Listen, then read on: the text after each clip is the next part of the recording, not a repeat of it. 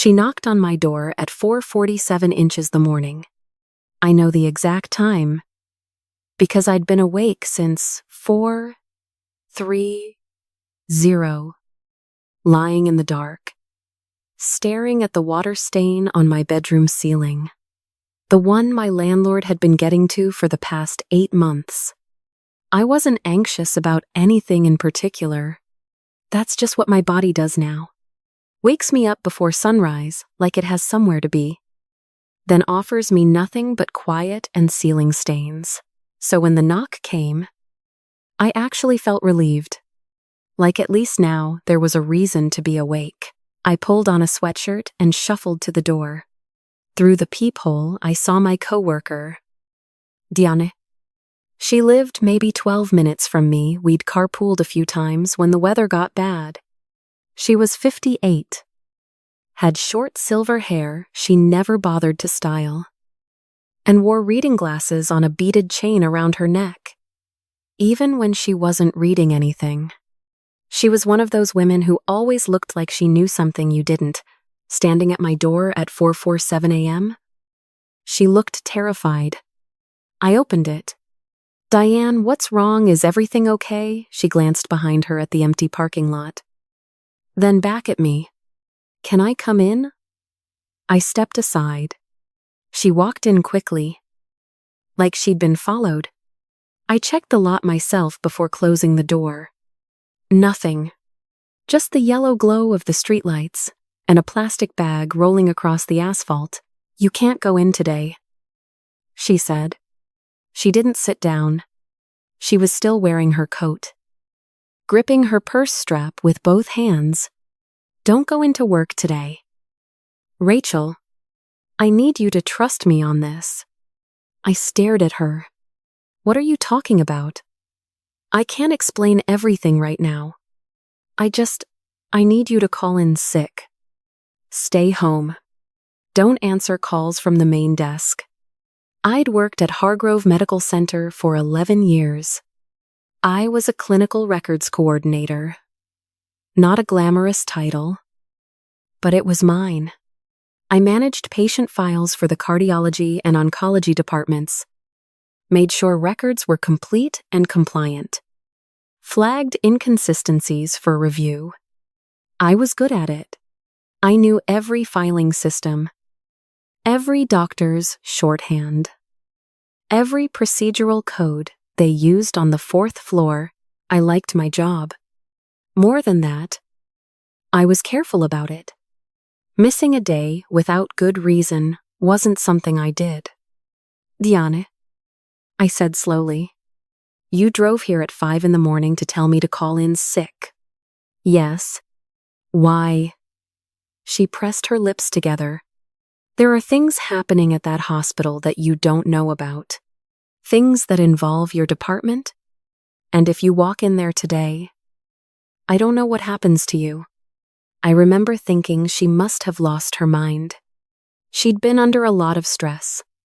Her husband had gone through a rough patch with his health the previous spring, and she'd taken a leave of absence for 2 months. I thought maybe something had snapped. Some quiet breakdown. The kind that arrives slowly and announces itself in strange ways. "Diane, I think you should sit down. Let me make you some coffee. I'm not having a break." "Rachel." Her voice was sharp, patient, like a teacher correcting a student who keeps making the same mistake. "I know how this looks. I need you to set that aside and listen to me." I sat on the arm of my couch. "Okay, I'm listening." She took a breath. 3 months ago, after I came back from leave, I started noticing things. Small things at first. Patient records that had been altered, not corrected. Altered. Dates changed. Diagnostic codes modified after the fact. I thought at first it was data entry errors, but the pattern was too consistent. "What kind of pattern?" "Terminal patients," she said. "Specifically, patients in the oncology trial program. Their original assessments, the ones that determined their eligibility for the trials, had been changed retroactively to make it look like they met criteria they didn't actually meet when they enrolled. I felt something shift in my chest. Not panic yet, just a stillness, the kind your body does when it knows to pay attention. That's a serious accusation, I said carefully. I know what I saw. She reached into her purse and pulled out a folded envelope. Before I went back on leave, I made copies of the originals and the altered versions. I kept them at home. I didn't know what to do with them. I have a pension. Rachel, I have Tom's medical bills. I was scared. She set the envelope on my coffee table. I've been scared for 3 months. I looked at the envelope, but didn't touch it. Why are you telling me now? Because yesterday afternoon, after you left for the day, 2 men came to the records department. Not hospital staff. I didn't recognize them. They spent about 40 minutes with Dr. Harmon's administrative team. And when they left, Carol, you know Carol from compliance. She came and found me in the break room and told me to keep my head down this week. She paused.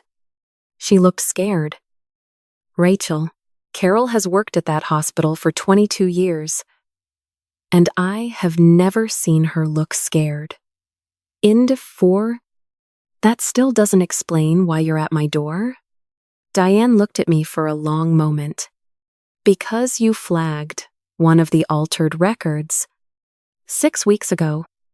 I saw the notation, it was yours. You flagged a discrepancy in a patient file and submitted it to internal compliance. I remembered it vaguely. A patient whose intake assessment had numbers that didn't match his follow-up records. I'd flagged it as a possible data entry issue and moved on. Standard procedure. I filed that flag 6 weeks ago. I said.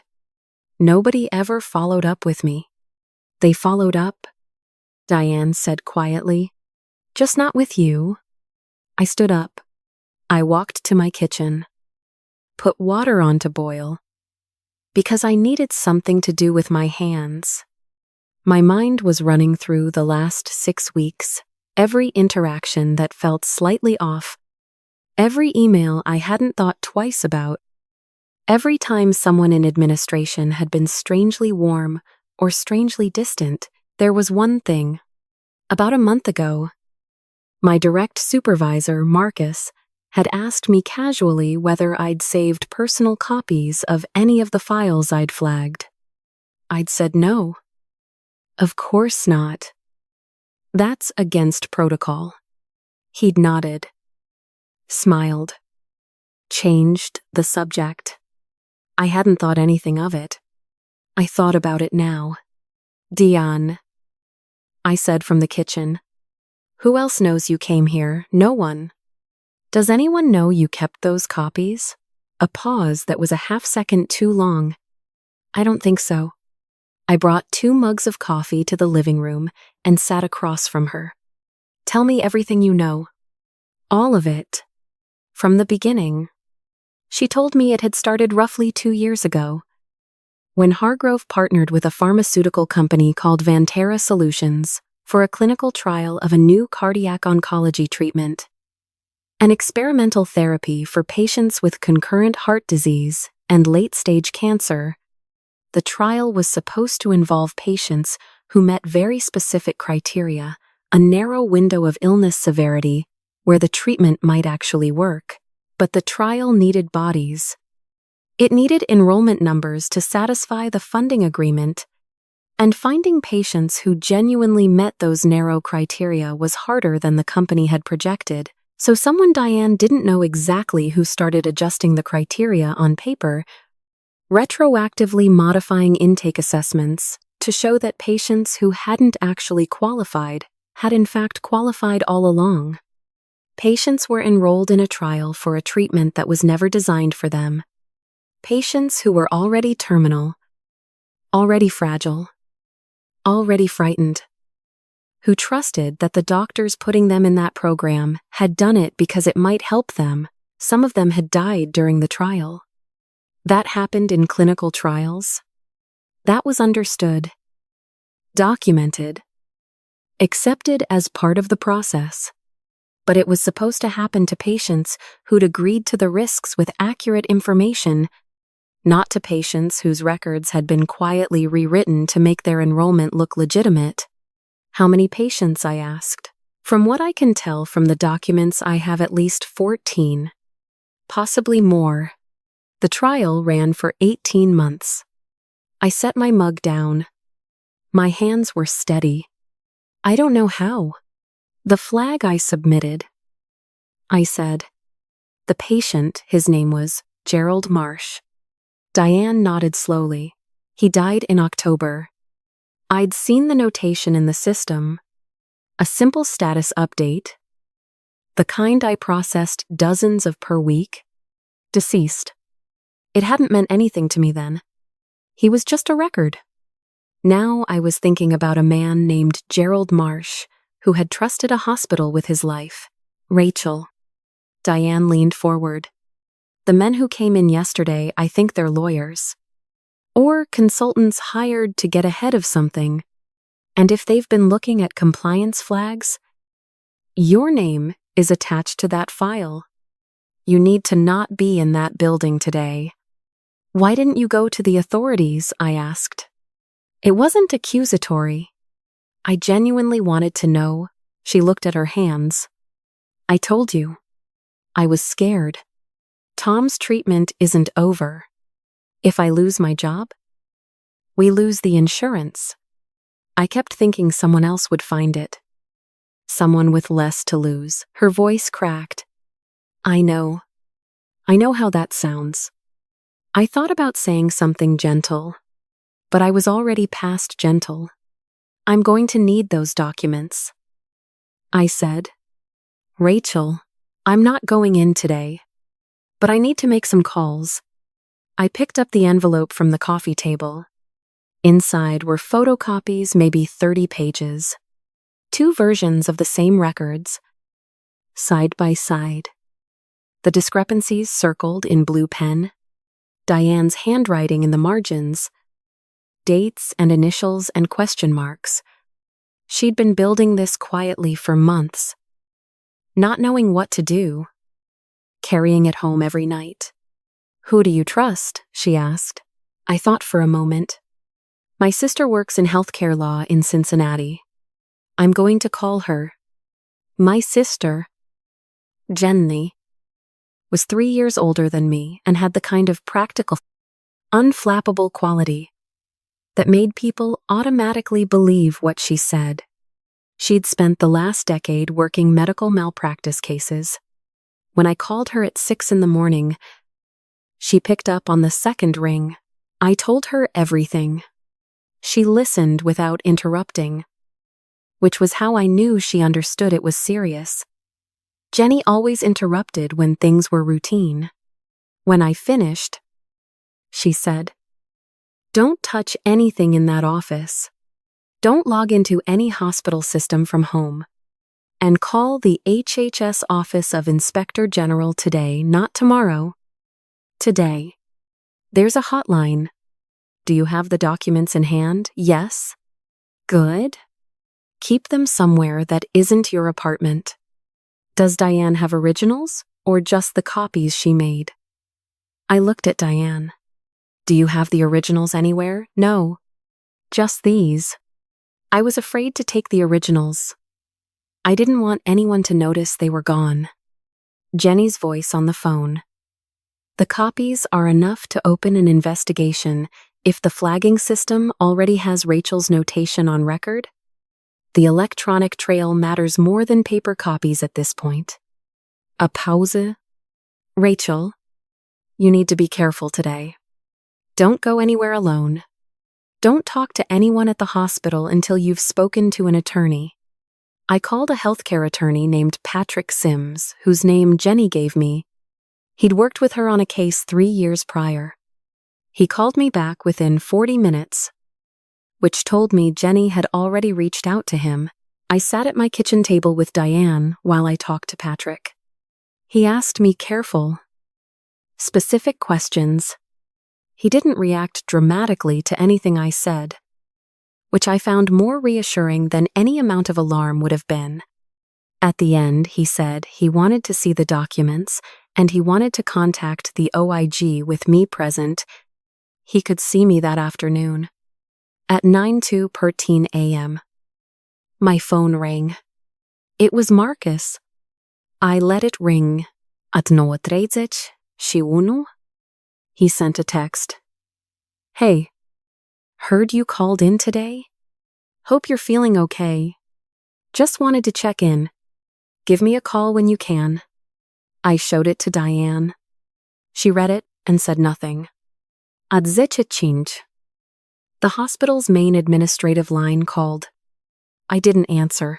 At 10:40 she opted. I got an email from the compliance department, not from a person I recognized, but a generic address I'd never received correspondence from before. It said my supervisory team had been trying to reach me regarding a records review meeting scheduled for that morning, and they hoped I was feeling better and would be available to meet later in the week. I forwarded it to Patrick. He responded within minutes. Don't reply. This is what we expected. They want to get in front of your flag before any external inquiry does.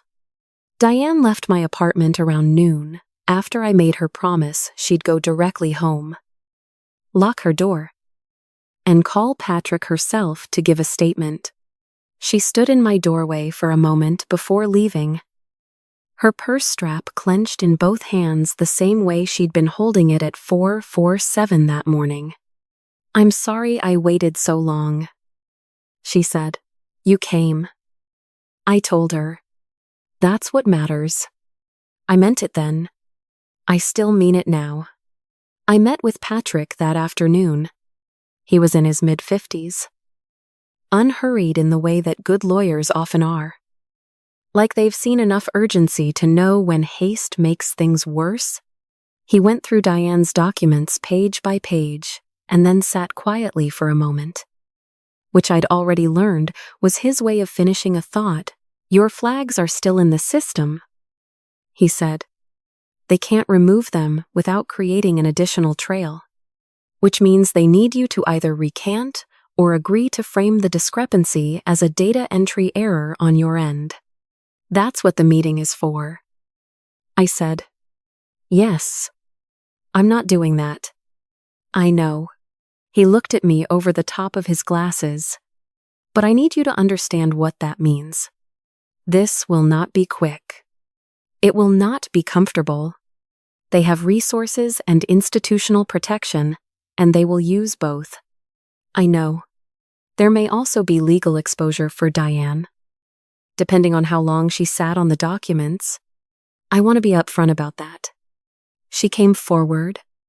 I said, she drove to my apartment at 5 a.m. when she didn't have to. That has to count for something. It does. He said. It genuinely does. We filed a formal complaint with the HHS Office of Inspector General that afternoon.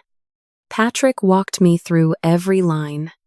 When I signed my name at the bottom, my hand didn't shake, which surprised me a little, because I'd been shaking on the inside since roughly 6 a.m. What came next was slow and unglamorous, and nothing like what I expected it to be. There were interviews, multiple, over several weeks, with federal investigators who asked the same questions in slightly different ways and wrote everything down. There were lawyers hired by the hospital who sent correspondence that Patrick described as aggressive standard practice and handled without involving me. There were days where I heard nothing and convinced myself it had all been swallowed by some bureaucratic process that would eventually spit out nothing. I had applied for whistleblower protection. That process, Patrick explained, takes time. I went back to work. Eventually, It was awkward in the specific way that things are awkward when everyone knows something has happened, but no one can say so directly. Marcus was professionally pleasant in a way that felt like a costume he'd put on. The compliance department stopped emailing me.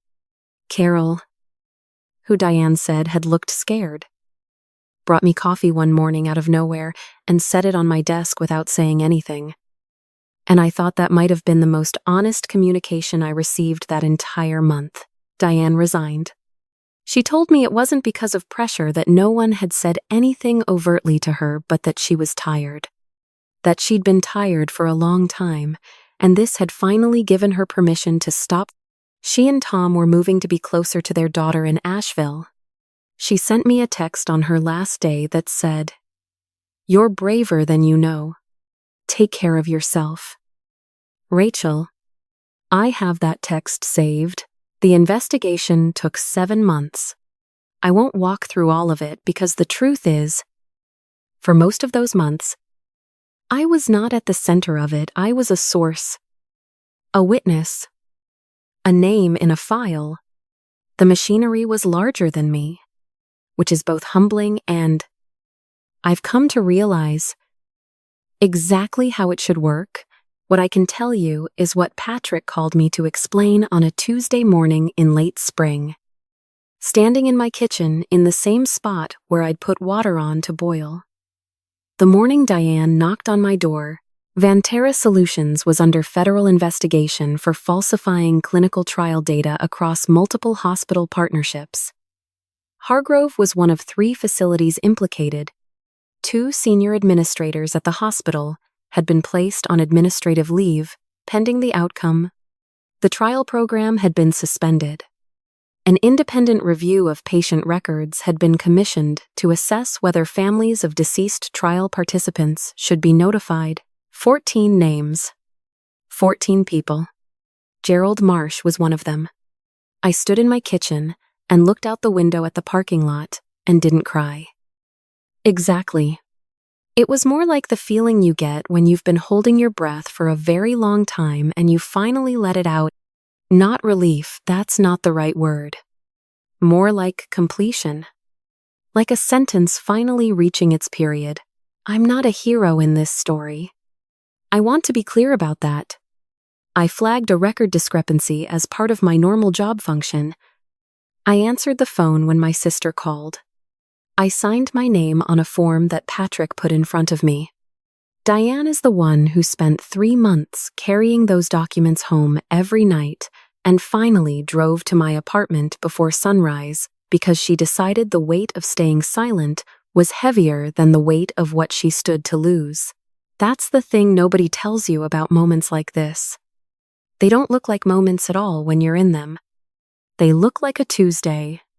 They look like a strange knock at the door before the sun comes up, and a coworker standing there in the cold, holding her purse strap too tight. They look like someone scared, asking you to trust them. I've thought a lot about what I would have done if I'd gone into work that morning, walked into a meeting I didn't know was orchestrated, sat across from people who needed me to call my own notation a mistake. Maybe I would have held firm.